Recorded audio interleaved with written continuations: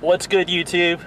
Lou784 checking in here to finally, and I mean finally, bring you a new video of my 2015 Subaru WRX. Today is Sunday. I got the day off. I'm gonna make another driving around video. As you can see, I got my ghetto rig camera set up here, which is gonna film the speedometer and RPMs and gear position. And I got this camera here gonna film the outside, obviously, and kind of the gauges here. So hopefully this all works out well, and I'm glad to finally be back and bring you guys a new video. So hope you enjoy it. So here we go. Car's been fully warmed up. Go ahead and do my usual turning off of the traction and stability control, because no real WRX driver need that in this type of weather. It is summer now. We have been getting a lot of rain lately, and it looks like we have some more on the way, but I think for right now we'll be okay. External temperature outside, 71 degrees. I do have the AC kind of pumped a little cool, but I don't think that'll affect anything too much, because I do believe that at wide open throttle, this car does actually turn off the AC compressor, so I don't think it'll be much of an issue.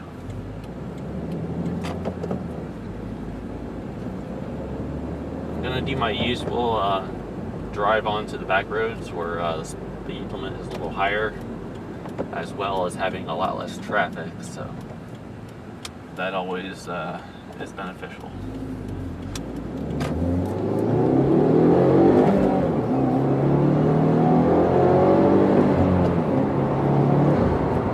But yeah, now I can go ahead and get on it and have no worries, so that feels good too, because the engine's warmed up at 203 degrees, and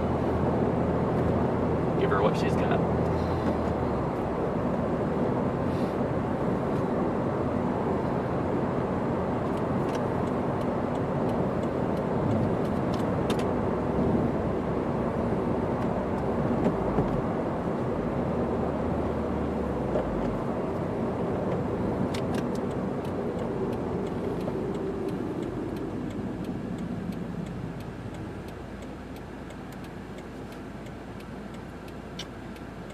Like I said earlier, mileage 11,293.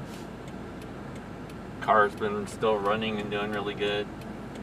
Very happy with it. No real issues. Starts every time I turn the key. Fuel economy between 28 and 30 miles per gallon highway.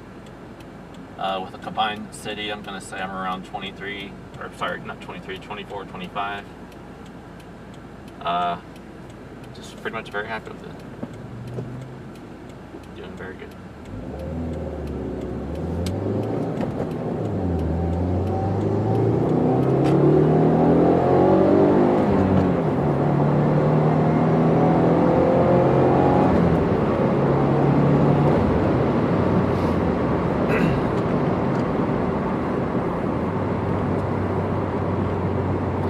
But yeah, she'll get up and go. She definitely moves. It is definitely a car that could get you into trouble if you're not careful. But for me, I kind of go to a certain speed and then kind of get on the brakes, because you never really know where that cop might be hiding and looking to get you. So just gotta be careful.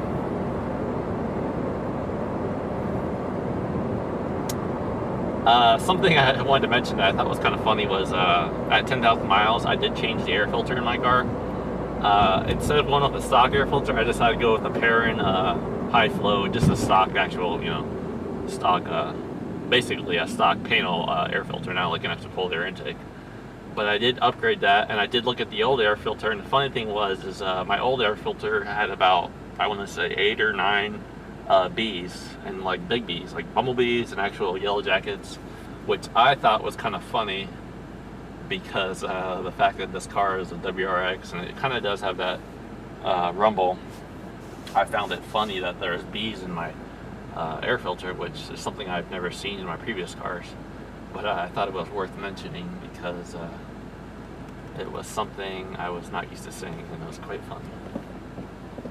After switching to the Perrin air filter, I noticed, obviously there's no power difference, but I did notice the air intake induction noises were a lot louder.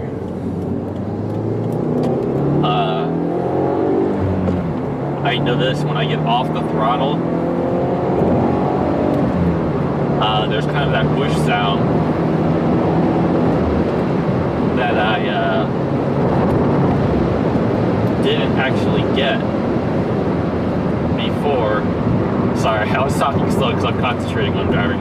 I didn't get that whoosh sound after I lost the throttle before, and I think because the stock air filter from the factory was a little bit more restrictive. So I did notice with the Perrin air filter, it does seem like it seems a little bit more higher flow. So for those reasons, I do like it. I'm happy with it. Obviously, I see no difference in power, which is understandable because, you know, it doesn't really matter what, when it comes to a stock panel air filter, you're really not going to notice any increases. And also, as well as the cold air intake, I think for you to actually notice an increase, you would have to get a tune to actually find that those noticeable differences. Still running your stock, no tune. I did think about it, and for now, still just gotta run the stock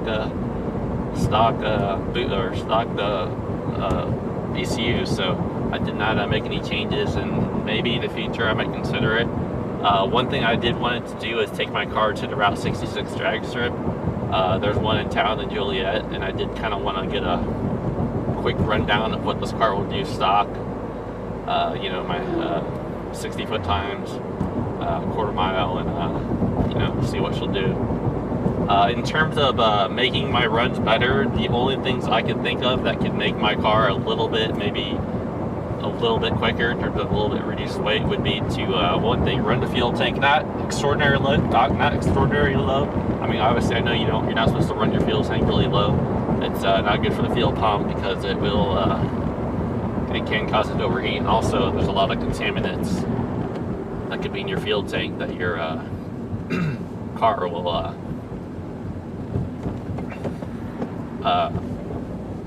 burn up, and it's not really good for the engine. So and then another thing I thought about was, this isn't really like a huge deal, but to remove the spare tire and jack, I'm gonna assume that's gonna save probably an extra 35, 38 pounds roughly. I mean, for me, every little difference counts. You figure, you know, you got an extra 35 pounds out of the trunk, and fuel tank, you know, it's got what, almost a 16-gallon fuel tank. You figure if I run it with 3 or 4 gallons, and that already is a pretty good amount of weight savings that won't make a huge difference, but every little difference counts. So, you know, I think it will help. So.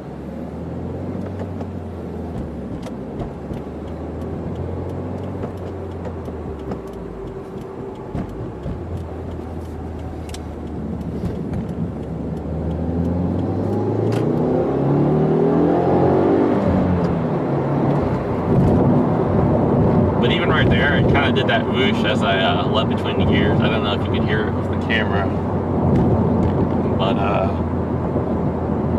it's pretty cool. I like it.